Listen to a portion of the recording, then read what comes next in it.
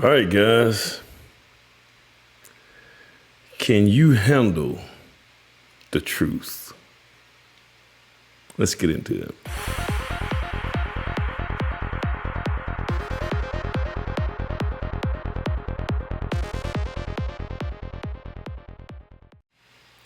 All right, guys, this is me again. This is Emmett, the Alpha Builder, and I was just sitting here thinking I had one more subject matter that I wanted to handle that's on my board that I want to go ahead and get this out the way. And guys, can you as a builder handle the truth? Can you handle constructive criticism? Or are you as a builder, you don't want to be critiqued? Or do you struggle with being critiqued? And guys, let me just say this right here, guys. And maybe it's because of the way I was raised, man. I got joked on a lot, man. When I was a kid, man, especially growing up in my household, man, you had to have tough skin, man. You know, you can't be around here and somebody say something about it, you just kind of ball up in a circle and you get hurt. But being able to accept constructive criticism is going to be the only way you as a builder can make it to the next level. Guys, a house has over 300,000 parts on it. You're going to miss some things. If another builder, and this is why I invite other builders to come to my job site and look at it, see what I'm doing wrong. If I'm doing something wrong, I need to tweak it. But you gotta know how to take that constructive criticism. Because if you don't know how to take constructive criticism, if I'm that builder and I see that you struggle with taking constructive criticism, I'm not gonna tell you anymore with how you can get better, because that's all it is. It's not someone taking a stab at you or attacking your workmanship. It's just someone that's trying to help you get better. And even if you're right, man, even if you know that what they're saying doesn't really apply to you, just accept it. Just take it. Okay, yeah, man. And this right here video was inspired because I got a builder friend of mine. He'll reach out to me every once in a while. Hey, man, can you come look at this right here job site for me? Just make sure I'm on the right path on this right here, getting this right here right, especially during a framing stage. So I go out and look at it. Man, this don't look good. This right here you need to get this right here taken care of. Nah, this right here ain't lining up the load. This is what I give them. But if I hear him, oh man, we're gonna take, oh no, that ain't no problem right there. That's that. If I hear someone trying to defend something that's not right, what that means is you struggle with accepting constructive criticism. I used to do that, guys. I used to do that a lot, man. I used to build houses, and I would take my wife in the house, and she'll walk through the house and say, why is this right here like this right here? And I'll defend it. Oh, it's got to be, because really what I was saying is I didn't want to go back and undo it. That's what I was saying. I didn't want to go back and have to tear this out to make it actually the way it should be. And some of the points she had was very valid points. Why is this right here like this? Why you got this right here like that? So guys, the best houses that I've built is when I've taken her in there and I don't try to justify some of the things that were done. I just simply correct it, especially if it's wrong. Especially on the framing side. The framing side is hey guys, I'm gonna be honest with you, is the stuff that is the stuff behind the walls is the most important.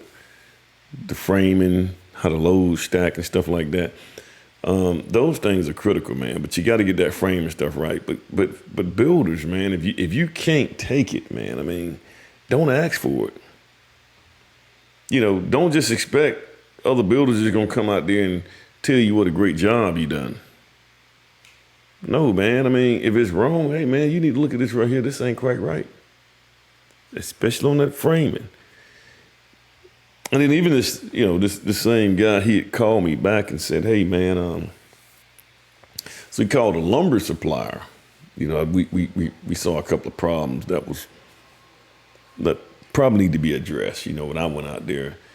And so I was like, nah, man, you got to get this right here corrected. This right here, you need to get an engineer to draw this out and make it the way. He said, well, that looked like it's gonna hold. Don't do that, guys. But so he ended up calling the lumber supplier, and the lumber supplier, his lumber rep went out there and looked at it. And the lumber rep was like, that's okay. And then so he called me back and said, well, my lumber rep says it's okay. I said, did the engineer say it was okay? It could be okay. And if it is okay, have the engineer to redraw it the way you got it up there and send that plan to you. And then you turn that plan into the building official or to the inspection department. That's how you deal with that. That's forcing accountability. Don't just listen to the lumber salesman, man. He's just trying to sell lumber. That's his job. He's selling you lumber. And so you can't listen to some of those guys in most cases, guys. But you got to be able to take this constructive criticism, man. Because if you don't, man, other builders won't even want. I don't even want to go out there and just tell them what you're doing wrong now. Your house could be falling apart. I'm not gonna. You make people don't even want to tell you. But we're in this together, guys. We gotta help each other, not build bad products. And so I just want to do this quick one, just to get you builders to understand, man. It's okay to be wrong. It's okay to not have this. That, guys, I'm still learning. I've been doing this for years, man. Had over probably anything that could have went wrong. In most cases, man, it has already happened to me. I've seen, I'll tell you what, between me and a builder friend of mine named Mike, I'm not going to give his last name, between me and him, we've probably seen just about anything that can go wrong. And we talk all the time, but we've seen a lot of stuff that can go wrong, which is why we are the way we are now. We can see things now. But if you can't take it, you're not going to last in this game, man. If you justifying why this, that, and the other happened on your job site and things like that, you're not going to make it, man. You're not going to make it. This same builder, man, every time I tell him something, man, it always comes to fruition. He ended up coming back saying the same thing I said. I was like, man, I told you that about a year ago.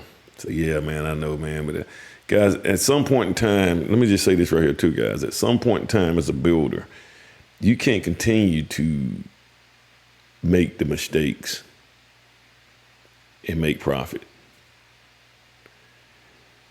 You can't continue to make, once again, you can't continue to make mistakes and make profit. It's just not going to happen. You're going to have to start learning from other builders' mistakes in order to get your profit where you need to be at. If you're going through all the mistakes throughout the entire process of building, you'll never be able to get there.